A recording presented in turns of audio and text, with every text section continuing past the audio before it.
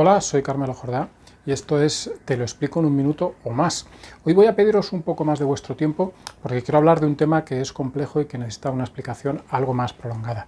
Ese tema, más que explicaros algo, os voy a hacer una pregunta, o me voy a hacer una pregunta. ¿Está España convirtiéndose en una dictadura? ¿Está España dejando de ser una democracia? Vamos allá.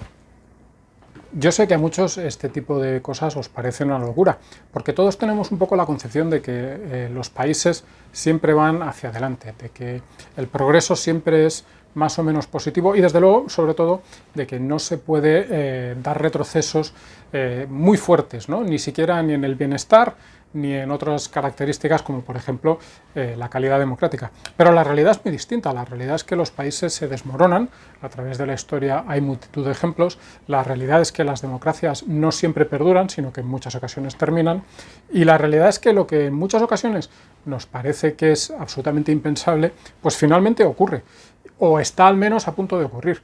Y os voy a poner un ejemplo no de otros sitios, sino de nuestra propia historia. Durante muchísimo tiempo estuvimos algunos advirtiendo que la situación con el separatismo catalán era absolutamente compleja y los demás, o mucha gente, hacía chistes tipo uy, se rompe España, jiji, jaja.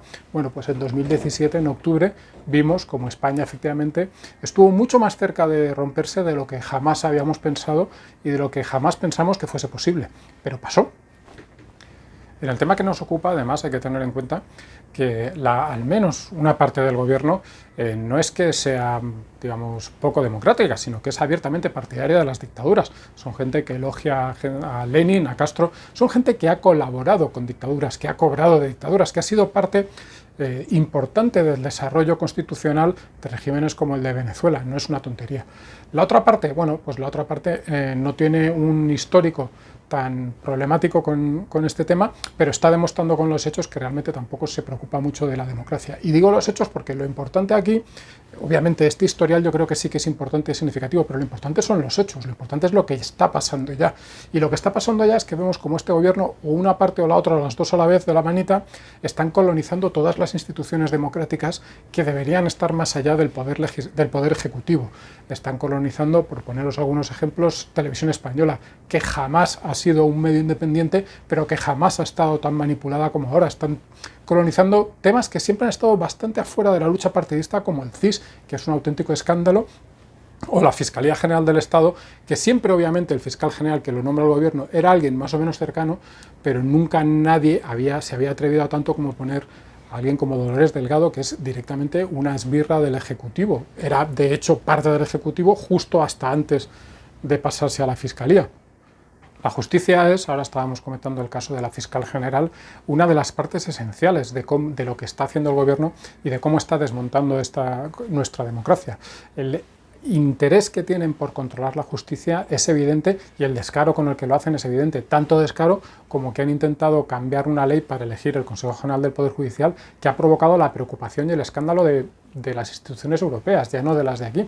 Es decir, realmente esa es una parte esencial de este plan y es una parte esencial, y por eso creo que es tan importante y tan significativo, de todos los planes que ha habido nunca y de cómo todas las dictaduras han empezado a constreñir la libertad. Lo hemos visto, podemos dar ejemplos a través de la historia, por supuesto, Lenin, tan apreciado por algunos miembros de este gobierno, Hitler o el propio Maduro o Castro, han sido realmente dictadores que han ocupado la justicia y que han hecho de ella un chiste, una broma, que es lo que desde luego este gobierno está intentando hacer con la de España.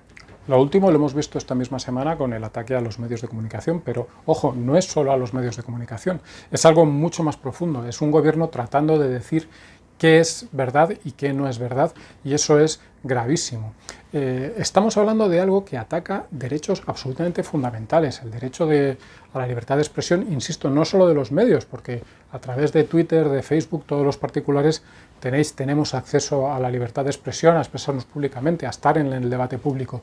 Pues eso, se ataca a los medios, se ataca a la libertad de informarse también, de que tener un volumen de información razonable y a través de aquellos medios y de personas que vosotros elijáis, es algo absolutamente insólito y se hace además a través de una orden ministerial, es decir, ni siquiera se siguen los trámites que serían más o menos democráticos como el Parlamento, pero se siguiesen o no esos trámites, la realidad es que en una democracia que quiera merecer tal nombre, solo puede haber un límite a la libertad de expresión, que sea el que pongan los tribunales. No puede haber una especie de consejo áulico con cargos nombrados a dedo decidiendo qué es verdad y qué no. Si decidimos tener eso, bueno, pues tendremos una información muy veraz según la opinión del gobierno, pero desde luego no tendremos una democracia.